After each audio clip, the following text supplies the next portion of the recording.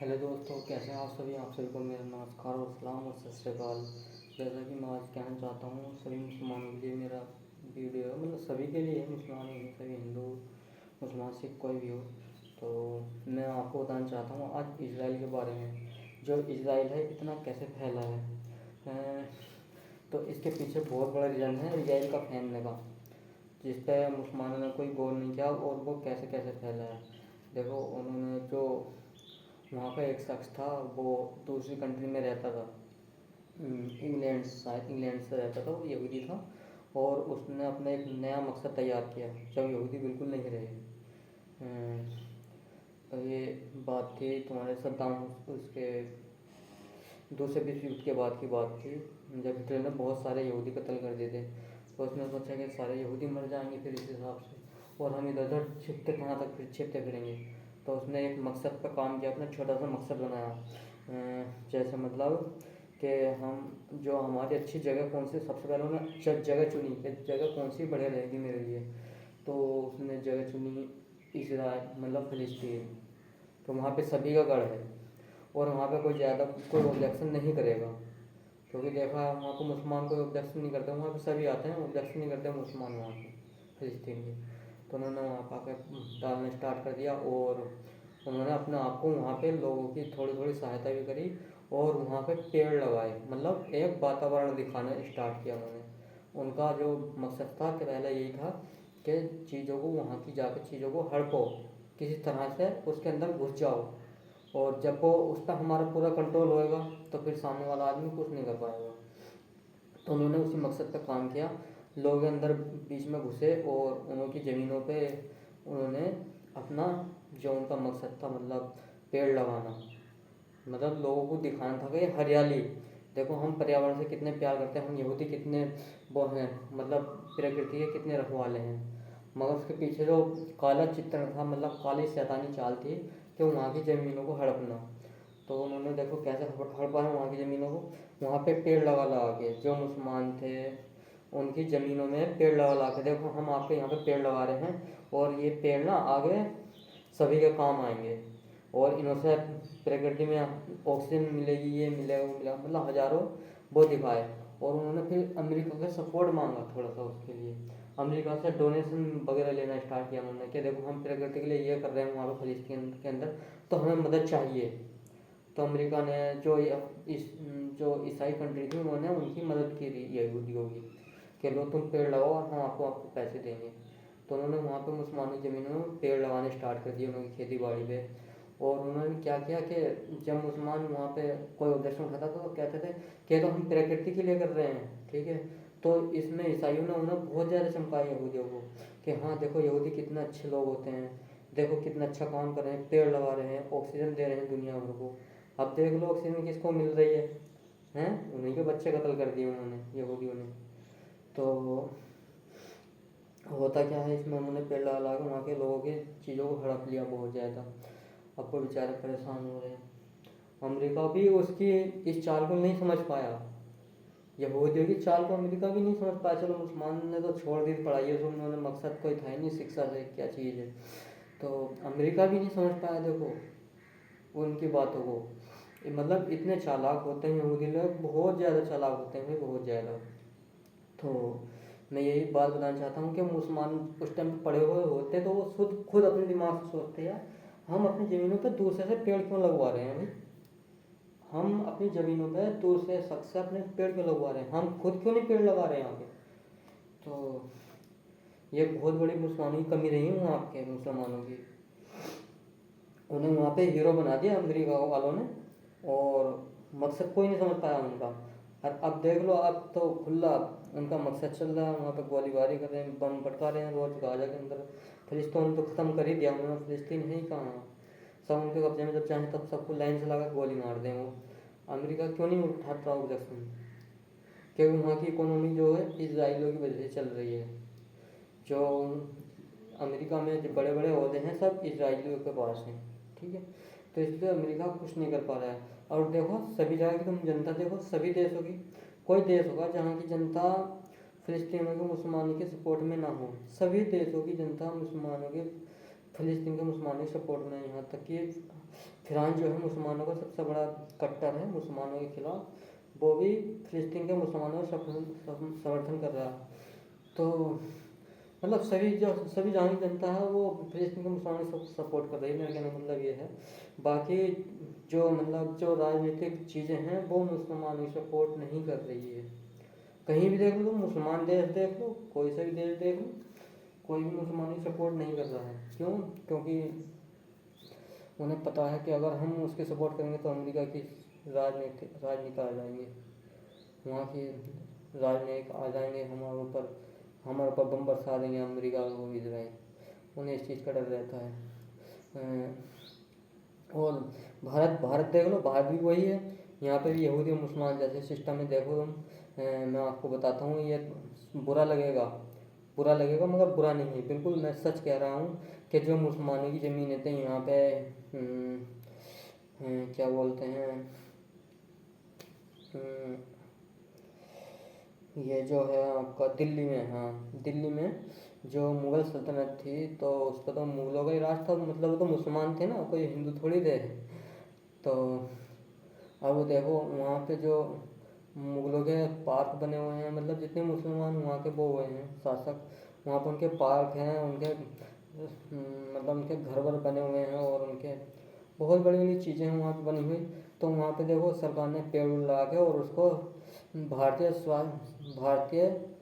सुरक्षा परिषद ने ऐसी कुछ संस्था के नाम से भारतीय पुरातत्व विभाग के नाम से सेव कर दिया है। भाई क्यों कराया? तो मुसलमान के साथ अन्याय किया ना तुमने, प्रधानमंत्री का हक तुमने मुसलमानों से छीन लिया, ठीक है।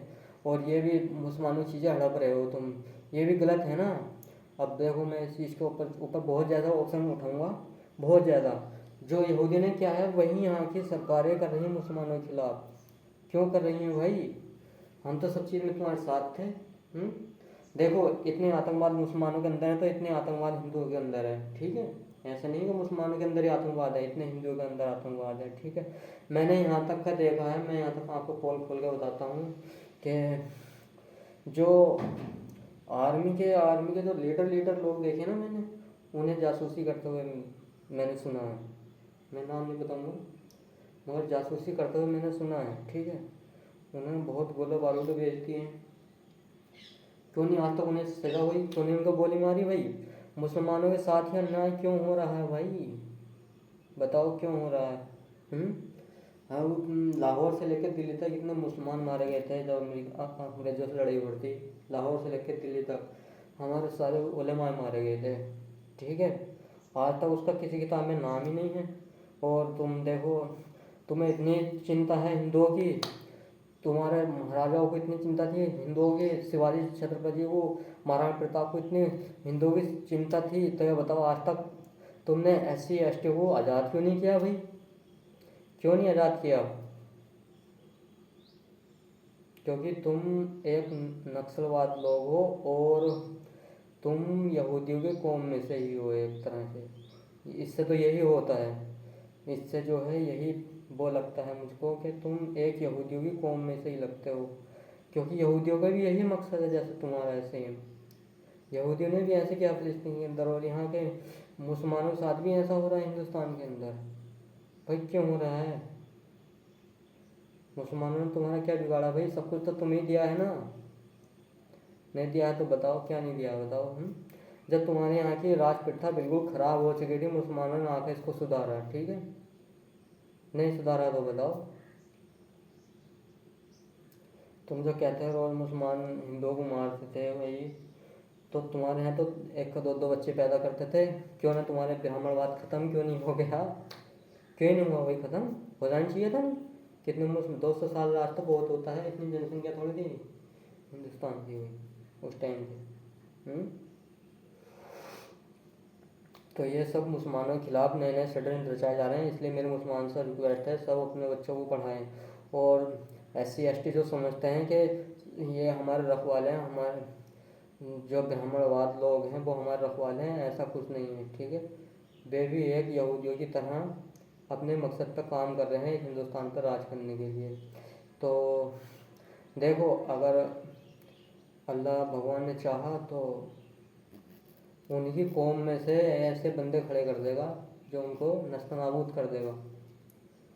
तो ऐसे गलत काम ना करें, मेरा सभी से रिक्वेस्ट है, ठीक है। वो राजनयिक हो या कोई भी हो, तो ऐसा किसी को सताना गलत बात है, बहुत गलत बात है।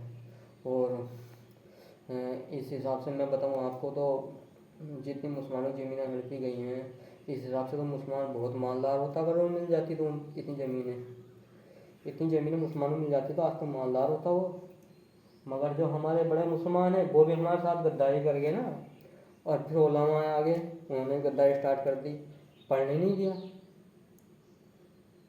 पढ़ने ही नहीं दिया भाई मुसलमानों को, ना ही नौकरी करने दी। तुम क्या करोगे नौकरी करके, बस इसी काम में लगे रहो, खाओ पियो बच्चे पैदा करो, पढ़ने ही नहीं दिया यार। क्योंकि खुद को जब मिल जाता था खाने पीने को, आपको क्या करना था, आपको जाकर मंदिर में बैठना, बच्चों को पढ़ाना था, खाने पीना आपको मिल रहा है, और आपको जो पैसे मिल रहे हैं उससे आपके घर का काम चल रहा है, ठीक है। और जो ना अनपढ़ थे उनको कहते नमाज पढ़ो, दुनियादारी छोड़ दो, नमाज पढ़ो। तो भाई तुम शादियाँ क्यों करवा रहे थे उनकी, कहाँ तुम्हारी अकल मारी गई थी, क्यों मुसलमान साथ तुमने ऐसा करा। तो ये बहुत गलत किया मुसलमानों के साथ। जो अच्छे मुसलमान हैं उन्हें हर टाइम दबाया गया है, ठीक है, बड़े मुसलमानों ने दबाया है। और देखो मैंने तुम्हें इसराइल की कितनी बड़ी बात बताई है, कैसे इसराइल ने उसके ऊपर कब्जा किया है, ठीक है। वहाँ पे पब्लिक को दिखा के, मतलब ऑल वर्ल्ड को दिखा के हम वहाँ पे पेड़ लगा रहे हैं, और उस जगह को कब्जा लिया कुछ टाइम बाद, जब वहाँ पे पेड़ बड़े हो गए तो उन्होंने अपना कब्जा कर लिया, क्योंकि वहाँ पे नाम लिखे तो कुछ नहीं होता था, ऐसे सब खेती बाड़ी कर रहे हैं वहाँ पे। अब शायद अब होने लगा हो, मगर पहला कुछ नहीं था ऐसा। जब फिलिस्तीन में आवाज़ उठाई तो फिर वो थोड़ा बहुत नाम वाम लिख के वो होने लगा, जो बड़े बड़े लोग थे और उन्होंने नाम से वो खेती चल रही है, बड़े बड़े जो छोटे थे उन सब चीज़ों पर कब्जा कर लिया उन्होंने वहाँ की। मतलब जो खंडर चीज़ें थी वहाँ सब पे जाकर पेड़ लगा दिया, वहाँ पे अपना कब्जा कर लिया। क्योंकि अब वहाँ पे मुसलमान पेड़ काटेंगे जाएंगे तो ये लड़ते थे कि हम तो यहाँ बहुत सुरक्षा कर रहे हैं अपने देश को, मतलब इतना बड़ा पर्यावरण दे रहे हैं, प्रकृति दे रहे हैं, पेड़ पौधे को ऑक्सीजन दे रहे हैं, और तुम इन पेड़ों को काट रहे हो। मतलब उल्टा चोर कोतवाल वाला सिस्टम चल रहा था वहाँ पे। और यहाँ पे भी सेम वही चीज़ चल रही है, उल्टा चोर कोतवाल को डांटे। भाई क्यों चल रही है, क्योंकि मुसलमान नहीं पढ़ा हुआ है इसलिए चल रही है। अगर तुम पढ़े हुए होते तो आज ये हालत नहीं होती, ठीक है। मेरी मुसलमान से रिक्वेस्ट है कि सब पढ़ें, सब पढ़ें, आगे बढ़ें, ठीक है। और देखो अब मैं तुम्हें आपको बताता हूँ, पाकिस्तान की बात बता देता हूँ छोटी सी। एक पाकिस्तान की एक वैज्ञानिक है, और वो वहाँ पे बंद पड़ी हुई है अमेरिका की जेल में। पाकिस्तान की हिम्मत नहीं हुई उसको अपने वैज्ञानिक छुड़ाने की। क्यों नहीं हुई भाई, क्योंकि पाकिस्तान को इस चीज़ का कोई मतलब ही नहीं है, कोई मतलब ही नहीं है, उसका कोई अस्तित्व भी नहीं है। तो इसलिए मेरे मुसलमान से रिक्वेस्ट है, हिंदुस्तान के मुसलमान से, पाकिस्तान से आप बिल्कुल राब्ता मतलब ख़त्म ही कर दो बिल्कुल। क्या फ़ायदा, जो अपनी वहाँ की सिस्टम को नहीं बचा सकता है, विदेशियों से अपने सिस्टम को नहीं बता सकता, अमेरिका से। अमेरिका में इतने पढ़ने जाते, इतने हॉस्टल वगैरह इतने पढ़ने जाते बच्चे, वो वापस नहीं आते। आज तक पता ही नहीं चला पाकिस्तान के, ना ही हिंदुस्तान के बच्चों को पता चल पा रहा है। इतने मैंने देखा अभी 29 शायद 29 या 19 बच्चे हिंदुस्तान से पढ़ने वाले गायब हो गए वहाँ पे जाकर अमेरिका के अंदर, आज तक पता नहीं है। हिंदुस्तान की सरकार की ये वो नहीं है, जवाबदेही मांगने की हिम्मत नहीं है, हिम्मत नहीं है। बहुत जो हमारे जो पहले प्रधानमंत्री है, चौधरी चरण सिंह, इंदिरा गांधी, और जी इंदिरा गांधी हो गई, और जी अटल बिहारी वाजपेयी, ये 3-4 ऐसे अच्छे अच्छे हमारे देश को भगवान अल्लाह ताला ने इतने अच्छे अच्छे प्रधानमंत्री दिए हैं, जिन्होंने देश के सिवा कुछ सोचा ही नहीं है साला। रिश्तेदार को आग में झोंक दिया उन्होंने, अपने बाल बच्चों को आग में झोंक दिया उन्होंने, ठीक है। उन्होंने सिर्फ देश के बारे में ही सोचता आफ्टर से, कि हमारे देश पर कोई हमला तो नहीं कर रहा था, कोई गलत सोच तो नहीं रहा। अमेरिका को तुरंत जवाब देती थी मायावती, ठीक है। और मायावती मुँह पे ही जवाब देती थी, नहीं मायावती नहीं, इंदिरा गांधी। अमेरिका को कोई भी देश हो मुँह पे ही जवाब दे के आती थी, ठीक है। उस टाइम पर हमारे पास कुछ था ही नहीं, फिर भी वो बेचारी मुंह पे जवाब दे पाती थी। अब रही बात अटल बिहारी वाजपेयी की, और अटल बिहारी वाजपेयी इतने बढ़िया थे, उन्होंने मुंह पे तो जवाब नहीं दिया मगर पीछे से ऐसा जवाब दिया है कि बस उस सिस्टम में कोई आता ही नहीं दोबारा, टोकते ही नहीं। हमारे यहाँ की जो जो परमाणु बम की जो देन है अटल बिहारी वाजपेयी की है, सबसे बड़ी देन। तो देखो कितने हम पे पाबंद लगा गए, और अटल बिहारी वाजपेयी एक जवाब नहीं दिया और उसे ऐसे दिखा दिया, परमाणु बम ही बन गया वो एक, बगैर दिखाओ ही उन लोगों को लगता साला परमाणु बम है, साला कहीं फेंक ना दे। तो ऐसे ऐसे हुए हैं हमारे देश के अंदर प्रधानमंत्री, ऐसे हुए हैं, ठीक है, बगैर बोले ही जवाब ही दे दिया उन्होंने कुछ दिनों में कि साला आगे वो बोले ही नहीं कभी। और देखो अब हमारे पास सब कुछ होते हुए, हाँ अगर अटल बिहारी वाजपेयी और इंदिरा गांधी आज के टाइम में होते, पंडित चौधरी चरण सिंह आज के टाइम में ऐसे आ जाते, तो देखो आज जो हमारे देश के अमेरिका में जाके जो हमारे देश के पढ़ने वाले और वैसे घूमने वाले जो मारे जा रहे हैं आज उनका कुछ पता नहीं चल पा रहा है। अगर वो होते तो नहीं मारा जाता, एक भी नहीं, एक भी नहीं मारा। देखो मुसलमान तो नहीं मारा गया उसमें, मारे तो ज़्यादा हिंदू ही मार गए, गया होगा एक दो मारा गया होगा, मगर मैंने इतना देखा नहीं है, मगर इतना पता मुझे 19 मारे गए हैं। मगर अमेरिका में जो है मुसलमानों का जाना बहुत ना बराबर है हिंदुस्तान के, और जो है हिंदू तो कभी भी जा सकते हैं। तो मैं इस हिसाब से कहूँगा कि हिंदुओं को ज़्यादा वहाँ पे तकलीफ़ें हुई हैं, वहाँ बेचारों बच्चों को मारा गया है, सरकार ने कोई उसका जवाब नहीं दिया। प्रधानमंत्री क्या कर रहे हैं? अरे देश में कुछ नहीं कर रहे हैं तो विदेश में तो कुछ करो भाई, अपने अपने देशवासी सुरक्षा तो लो। इतने मारे गए हैं, सऊदी में मारे जाते हैं, कोई जवाब दे नहीं लेता भाई। क्यों? सरकार तो तुम चला रहे हो भाई, क्यों नहीं लेते हो भाई? मैंने एक न्यूज़ देखा, वो बेचारे उनके माँ बाप, बेचारा एक ही लड़का था, वो मारा गया वहाँ पे, शायद पढ़ने गया था वो लड़का भी 1-2 साल पहले। उन्होंने रिक्वेस्ट डाली प्रधानमंत्री के पास, कई बार डाली, कोई जवाब ही नहीं आ रहा उनके पास, रो रो के उनका हाल बुरा हाल है। क्यों नहीं आ रहा भाई? क्योंकि राजनीति नहीं रही है, षड्यंत्र आ गए, षड्यंत्र। राजनीति तो भाई चौधरी चरण सिंह के, इंदिरा गांधी के और उसके टाइम में होती थी, अटल बिहारी वाजपेयी के वो देखते थे कि जो अच्छा कर रहा है तो दूसरा बैकफुट पर जाता था। राजनेता वो थे कि सामने वाला अच्छा कर रहा है तो मैं यार क्यों मैं ज़्यादा उंगली करूँ, जब वो अच्छा कर रहा है तो मैं पीछे आ जाता हूँ बैकफुट पर, तो पीछे आ जाते थे। अटल बिहारी वाजपेयी पीछे आए हैं एक बार, और 2 बार शायद चौधरी चरण सिंह भी बैकफुट पर आए हैं। तो बहुत अच्छे प्रधानमंत्री थे वो, बहुत, मैं बस कुछ कह नहीं सकता, देश के सबसे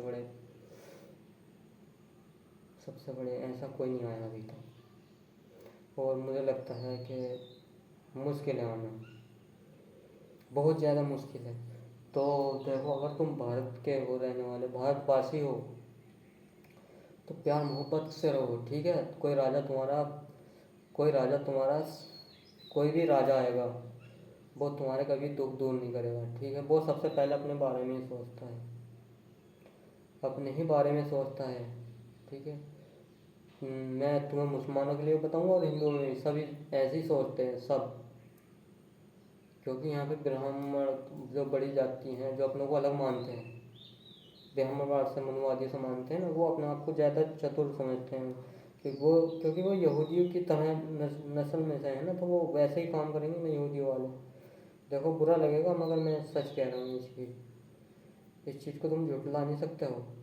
अगर ऐसा नहीं है तो जो मुसलमानी ज़मीन है वो आज़ाद करके दिखाओ तुम, दिल्ली के अंदर, है ना? हाँ जी, ये मुसलमानों का मुगल, ये जो ऐसा हम तुमसे कहने लगे मंदिर हैं मुसलमानों को दो, तुम दे दोगे? नहीं दोगे ना।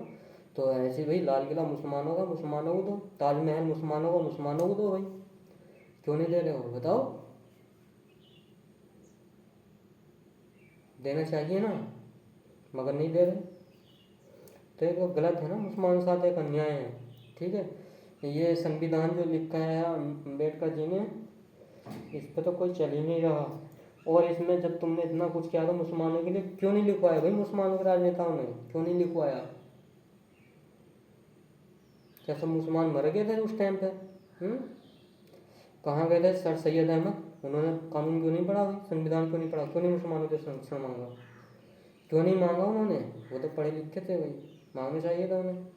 देखो वो बहुत अच्छे हुए हैं, उन्होंने मुसलमानों को उस टाइम पे बहुत ज़्यादा पढ़ाया, बहुत ज़्यादा आगे बढ़ाया। मैं उनकी तोहिन नहीं कर रहा हूँ, मैं उनसे माफ़ी मांगना चाहता हूँ। तो उन्होंने बहुत ज़्यादा मुसलमानों को पढ़ाया था, आगे क्रांति लाए थे। एक स्कूल खोला अलीगढ़ वाला, देखो कितना शानदार। और उसके बाद तो मुसलमान ने सिट्टी पिट्टी गुम कर दी सारी। बच्चे पैदा करो, मौलाना ने ऐसा ही होड़ लगा दी, बच्चे पैदा करो, खाना खाओ और मौज लो बस। पैसों का मत तो दुनियादारी को अल्लाह ताला ने फरमाया सभी चीज़ कमाओ, दुनियादारी भी कमाओ, दीनदारी भी कमाओ। ना कहाओ तो बताओ। तो ये सब यहूदी वाले कामों से अगर तुम्हें बचना है, तो तुम्हें पढ़ना होगा, ठीक है। सामने वाली चीज़ों को, आने वाली चीज़ों को समझना होगा, ठीक है। पहले जो मुसलमानों के मौलाना था, उनका काम होता था कि एक राजा तैयार करना, एक सुल्तान तैयार करना, ठीक है। जो ये सुल्तान बने बैठे थे मुसलमानों के, ये सब मदरसों से ही निकले हुए थे, मदरसों में पढ़ के निकले थे। कैसे? क्योंकि उनके मौलाना, उनके आलिम जो थे बहुत अच्छे थे, उन्हें पता था दुनिया में आगे कैसे बढ़ना हमारे बच्चे, हमारे सुल्तान को। और अब क्या है,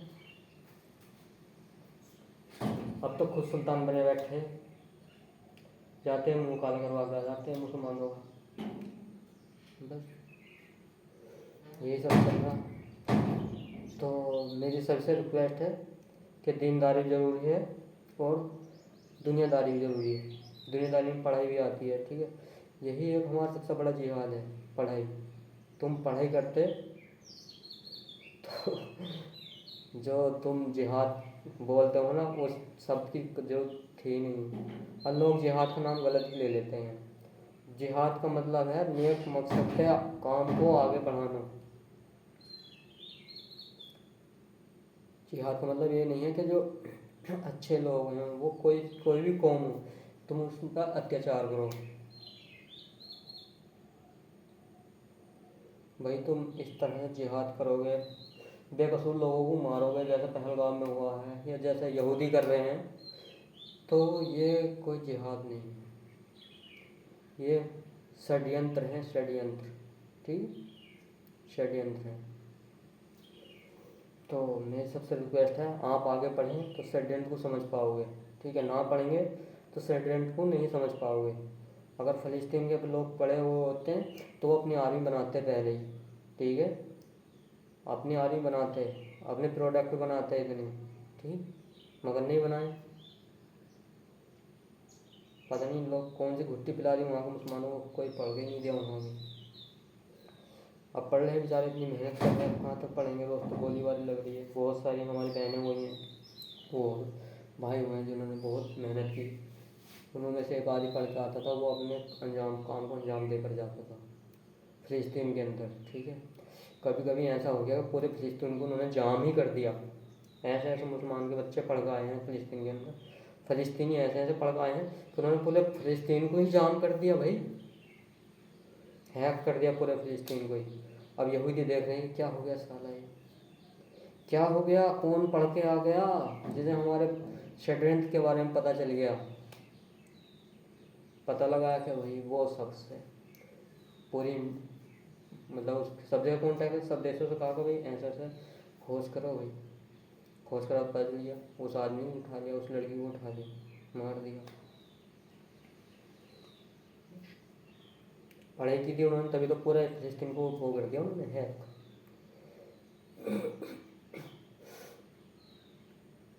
उनके ऊपर क्या अत्याचार हो रहा है देखो।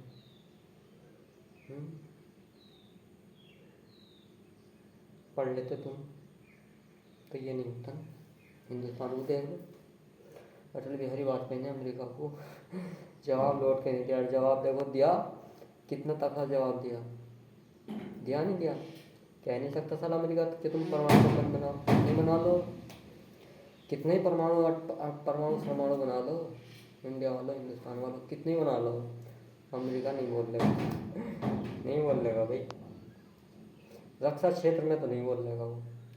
बाकी वैसे राजनीतिक दबाव कितने देते रहे, जो तबले चाटने वाले लोग हैं वो चाट ही रहे हैं, वो चाटते रहेंगे अमेरिका की। और जो ना चाटने वाले ना, ठीक है, वो हिंदुस्तानी होगा पूरा, छोटा सा भी होगा ना बच्चा भी, सच्चे दिल सच्चा हिंदुस्तानी होगा तो वो किसी देश के तलवे नहीं चाटेगा, किसी भी देश का नहीं चाटेगा, ठीक है। चौधरी चरण सिंह थे वो छोटे से आदमी थे, पूरा देश कंधे पे थाम रखा था। तो बहुत थे वो, पढ़े लिखे थे, समझदार थे, वो समझ जाते थे षड्यंत्र को, सामने वाला उस सामने वाले कहने से पहले वो समझ जाते थे कि भाई साला सामने वाला चाहता क्या, हमारे देश को नीचे तो नहीं डाल रहा। अब देखो वो काम चीन कर रहा है, जो पहले हिंदुस्तान में, जो हिंदुस्तान के प्रधानमंत्री काम करते थे, इंदिरा गांधी, चौधरी चरण सिंह, अटल बिहारी वाजपेयी, जो काम वो करते थे वही काम चीन कर रहा है। अमेरिका बोल के दिखाए चीन को, दिखाए बोल के अमेरिका। तो भाई तुम कैसे पीछे रह गए, तुमने क्यों नहीं जवाब दिया मैं तुम तक सवाल नहीं उठा रहा हूँ, सवाल नहीं उठा रहा हूँ, बस मैं तुमसे पूछ रहा हूँ, तुम्हें तो इतने साल हो गए भाई प्रधानमंत्री बने हुए, आपने जवाब क्यों नहीं दिया भाई, जवाब तो देना चाहिए था ना आपको अमेरिका को, ठीक है। मैंने देखा, मैं कई बार देख रहा हूँ यार, इतनी बेइज्जती कौन, क्या नहीं हमारे देश के पास। अरे साला दो मारेगा, हम एक तो मार ही देंगे अमेरिका पे। और हाँ, तुम क्या समझते हो कि हिंदुस्तानी परमाणु से ही लड़ पाएंगे, क्या समझते हो तुम, हिंदुस्तानी परमाणु बम से ही लड़ पाएंगे नहीं, अकल है उनके पास लड़ने के लिए, उन्हें पता हमारे पीछे बच्चे हैं, उन्हें हमें सुरक्षित रखना है, ठीक है। तो अगर हमारे देश के जो बड़े लोग हैं, अगर उन्हें ऐसा लगता है कि हमारा देश कमज़ोर है, तो वो उनकी सोच गलत है, ठीक है। उनकी सोच की वजह से हमारा देश कमज़ोर हो रहा है, उनकी सोच की वजह से ही हमारा देश कमज़ोर हो रहा है। हमारे यहाँ पर ऐसे लोग हैं जो अनपढ़ हैं, कुछ नहीं जानते, ठीक है, उन्हें कहीं भेज दो, 10 आदमी को से कम बगैर मारे आ जाए, 10 आदमी से कम मार के आ जाए कोई भी, तो मैं हिंदुस्तानी नहीं हो जाऊँ।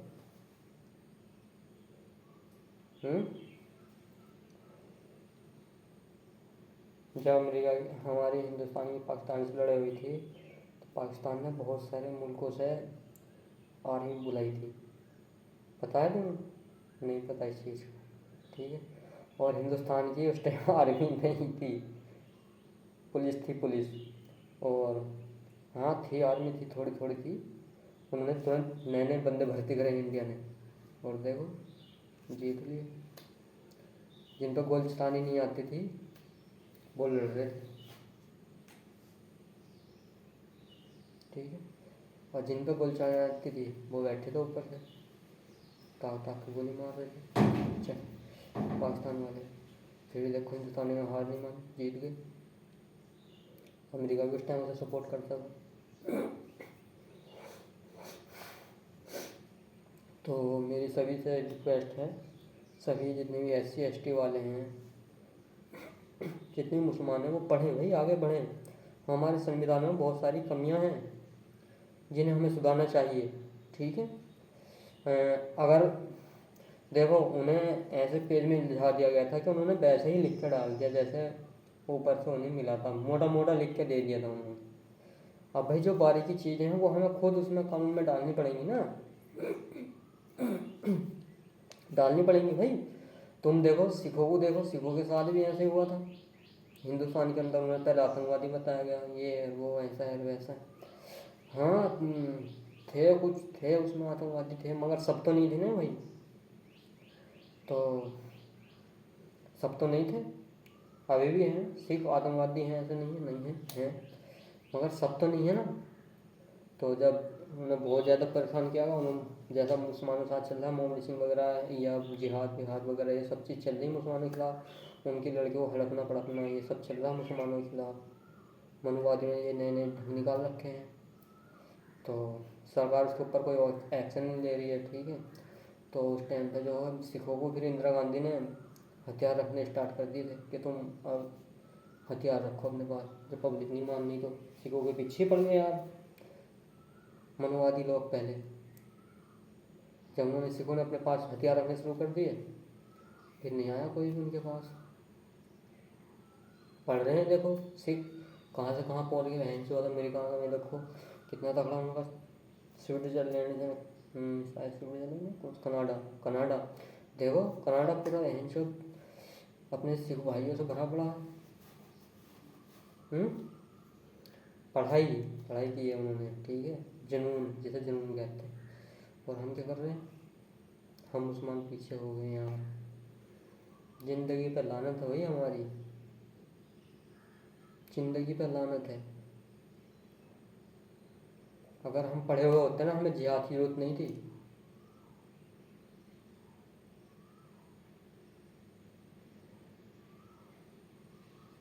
ठीक है, जिहाद की जरूरत नहीं थी। तो इसलिए ऐसे स्टडी से बचने के लिए मुसलमानों को पढ़ना जरूरी होगा और आगे आना होगा। ठीक है, ना कि पीछे जाना होगा, आगे आना है इनकलाब जिंदाबाद के साथ। ठीक है,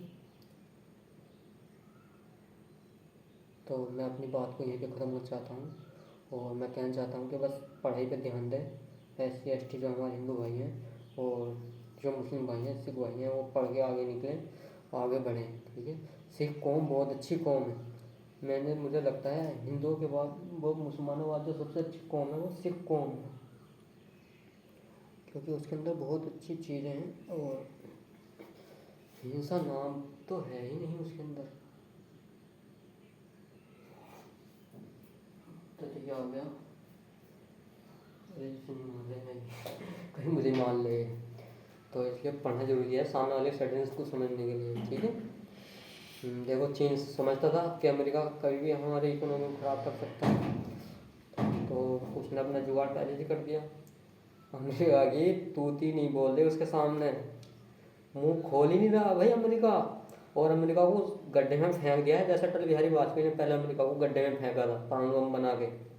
तू बोल और देख हम तेरे नीचे के तिल्ली लगाते हैं। ठीक है, और अमेरिका बोलना नहीं। ठीक है, देखो अटल बिहारी वाजपेयी देखो कितने साल हो गए उनके, 20-25 साल तो हो गए। अमेरिका आज तक रक्षा प्रणाली के अंदर बोलते ही नहीं हो हिंदुस्तान को कुछ, क्यों बोलेगा, उसे पता परमाणु बम है उसके पास। और ज़्यादा चू चू करूँगा तो उड़ा दिया जाएगा मुझको। वो सिर्फ हमारे यहाँ की राजनीतियों से नहीं डरता। अटल बिहारी वाजपेयी, चौधरी चरण सिंह और इंदिरा गांधी के षड्यंत्रों से रचता है। उन्हें पता है कि हर राजनीतिक एक सा नहीं है। अगर एक के अंदर दिमाग बैठ गया समझ के अमेरिका की चाल को, तो समझ ले पूरा हिंदुस्तान ही पिल जाएगा और खरपच्चे उड़ा लेगा। मैं फिर भी नहीं बोल पाने का हूँ, ऐसे ही देखो छीनने कर रहा है उसके साथ। समझ गया तो स्टूडेंट, और मुसलमान यहूदियों के स्टूडेंट को नहीं समझ पाए वहाँ के,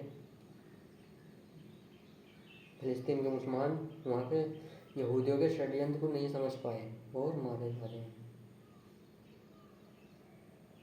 और कौन मदद कर रहा है, मुसलमान कौन मदद कर रहा है, सिया लोग।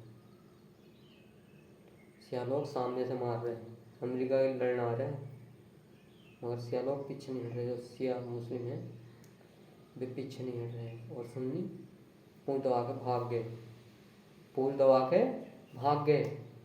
तो साला तिल दबा के दिखे हमारी पूंछ में पीछे से, अमेरिका ने, इसराइल ने। देखो कितने छोटे छोटे देश कर लिए उन्होंने। अगर सिया और सुन्नी मिलकर रहते इराक के अंदर, तो देखो सीरिया इराक के अंदर था पहले, तबाह कर दिया अमेरिका वालों ने, दोनों को तोड़ दिया, दोनों को लड़ा दिया। अगर सुन्नी समझते सियाओं को और सिया समझते सुन्नियों को, तो इराक उतना ही रहता, उतना बड़ा। और जो इसराइल आज के टाइम में उसके ऊपर षड्यंत्र के थ्रू फिलिस्तीन पर कब्जा किया है, वो नहीं कर पाता। अगर आज इराक होता तो उसमें भी बहुत बड़ी चाल रही है सियाओं की। सियाओं को ऐसा नहीं करनी चाहिए था सद्दाम हुसैन के साथ में, मतलब उसके साथ गद्दारी की गई है सद्दाम हुसैन के साथ। और हाँ, सद्दाम हुसैन को एजेंसी ऐसे नहीं करना चाहिए था। उसे ये सोचना चाहिए था यार सारे यहूदी एक से तो नहीं है ना, एकदम साला परमाणु बम फेंक दिया यार जाकर। गलत थी ना ये भी उसका भी, उसे समझना चाहिए था भाई। तुम एकदम से किसी के ऊपर वो करोगे तो गलत है ना। हाँ एक कानून बनवा देता, कानून बना देता तो आज फिलिस्तीन सुरक्षित होता। सद्दाम हुसैन के अंदर उस टाइम पर बहुत बड़ा राजनयिक जो था मुसलमानों का, सद्दाम हुसैन था। क्योंकि तुर्की उर्की ये सब खत्म हो गए थे, तो उस टाइम सद्दाम हुसैन ही बन के उभरा था। उसके बाद गद्दाफी आया था कतर का था शायद गद्दाफी में, उसका इतना बड़ा रोल नहीं रहा था। तो सद्दाम का बहुत बड़ा रोल रहा था। और वो चाहता सद्दाम हुसैन तो मुसलमानों को बचा सकता था दिमाग यूज करके, मगर दिमाग नहीं, गोबर बना था, गोबर यूज करा उसने। अगर दिमाग यूज करता तो आज वहाँ के मुसलमान, फिलिस्तीन के मुसलमान सेफ होते। ठीक है। अब जो अब जो वो काम ईरान और यमन मिलकर कर रहे हैं, फिलिस्तीनों की मदद जो कर रहे हैं, आज उसकी जरूरत नहीं पड़ती अगर उस टाइम पे ईरान इराक का साथ दे देता। मगर ईरान और इराक में बहुत ज़्यादा जंग आपस में लड़े हुए थे, और उसका फ़ायदा अमेरिका उठा रहा था, और इसराइल और अमेरिका ये दोनों ही भाई फोड़े फुंसी हैं। ठीक है। ये साले जिस खून में जाएंगे ना वहीं पे जाके अमेरिका और इसराइल ये एक गंदा फोड़ा है, कैंसर है, कैंसर। ठीक है। ये जिस खून में मतलब जिस देश के अंदर बढ़ेंगे वहाँ पे फोड़ा जरूर बनाएंगे। ठीक है। अपना फोड़ा, अपना कैंसर जरूर बनाएंगे, वहाँ पे फोड़ेंगे उसे। जाएंगे पहले तो मतलब ब्लड के थ्रू जाएंगे, मतलब पहले तो घुल मिल के जाएंगे उन लोगों के बीच, सभी देशों के बीच घुल मिल के जाएंगे। उसके अंदर जाकर अपनी पैड बनाएंगे बिल्कुल बढ़िया करके। जब बन जाएगी, पूरा फोड़ा बन जाएगा, ठीक है, पूरा सेडेंट हो जाएगा, उसके बाद उसे फोड़ देंगे। वियतनाम को देख लो, पहले वियतनाम से बहुत अच्छे संबंध बनते, फिर वियतनाम वाले पढ़े लिखे थे, अच्छे थे, उन्हें साथ समझ में आने लगा, टाइम पे समझ में आ गया उनके जो हमारे साथ गद्दारी हो रही है। हमने ना हाथ बढ़ाया और उन्होंने साला हमारे ही हाथ काटने स्टार्ट कर दी।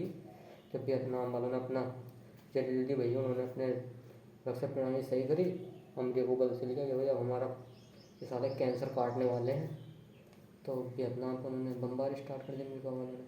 और वियतनाम के लोग उस टाइम भी रेट बहुत जल्दी उन्होंने अपनी रक्षा प्रणाली को बहुत अच्छा किया, और उन्होंने उनके जो अमेरिका ने वियतनाम पर किया था वैसे फिलिस्तीन पर हुआ। जब फिलिस्तीन यहूदी कर रहे हैं फिलिस्तीनियों पे, ऐसे अमेरिका ने वियतनाम पे किया था। मगर वियतनाम वाले लोग पड़े हुए थे, बहुत अच्छे समझदार थे, और उन्होंने उनकी मकसद को ख़त्म कर दिया, लड़े। उन्होंने पूरा कैंसर फैलाया, पूरा अपनी गंदगी फैलाई अमेरिका वालों ने वहाँ पे जाके, मगर उन्होंने फिर भी उसको काबू कर लिया। और देखो कितना बढ़िया देश है, मिनी जापान देश है वो एक, और इतनी बढ़िया देश है भाई, बहुत बढ़िया। जाओ घूमना वहाँ, कितना मज़ा आता है।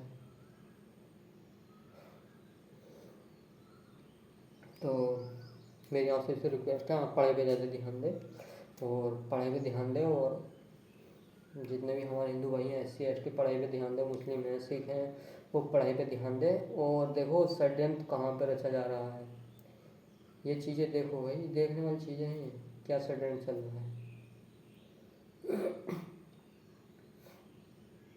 षड्यंत्र चल रहा है, हम रोक भी सकते हैं भाई, हमारे देश के खिलाफ जो षड्यंत्र चलेगा हम उसे रोक सकते हैं। और देखो जहाँ भी राजनीति जहाँ का भी अच्छा माहौल बना है वो छोटे लोगों से ही स्टार्ट हुआ। अच्छा माहौल, बड़े लोगों ने माहौलों को बिगाड़ा, ख़राब किया है, वहाँ की जगहों को ख़राब किया है, गंदा किया है, और छोटे लोगों की वजह से वहाँ पे सुधार आया। ठीक है, आप उन्हें देख लो। चलो मैं अब कल बात करूँगा, बहुत टाइम हो गया, मुझे बहुत काम है। ठीक है, शुक्रिया आप सभी का। और मेरी वीडियो को ज़्यादा से ज़्यादा लाइक शेयर करें, और सब्सक्राइब करना ना भूलें। ज़रूर सब्सक्राइब करें, इससे शायद मेरी भी हेल्प हो जाए, जो मैं मेहनत कर रहा हूँ थोड़ा बहुत मुझे मिल जाए तो अच्छा होगा तुम्हारे लिए, मेरे लिए भी। और मैं कोई गलत वीडियो नहीं बना रहा हूँ, सभी के लिए सही बना रहा हूँ, और हिंदू मुसलमानों के लिए, सिखों के लिए, सभी। अरे यार सभी मेरे हैं भाई, कोई भी कौम है योगी सही, सब मेरे हैं, अच्छे हैं। तो अगर फोड़े बन रहे हैं, कैंसर बन रहे हो तो मिलिए, और जो मेरे और भाई हैं उनके लिए तो गलत चीज़ है। फिर हम उसको कैंसर को क्यों आने देंगे अपने पास, उसे निकाल कर फेंक देंगे। ठीक है, बाय।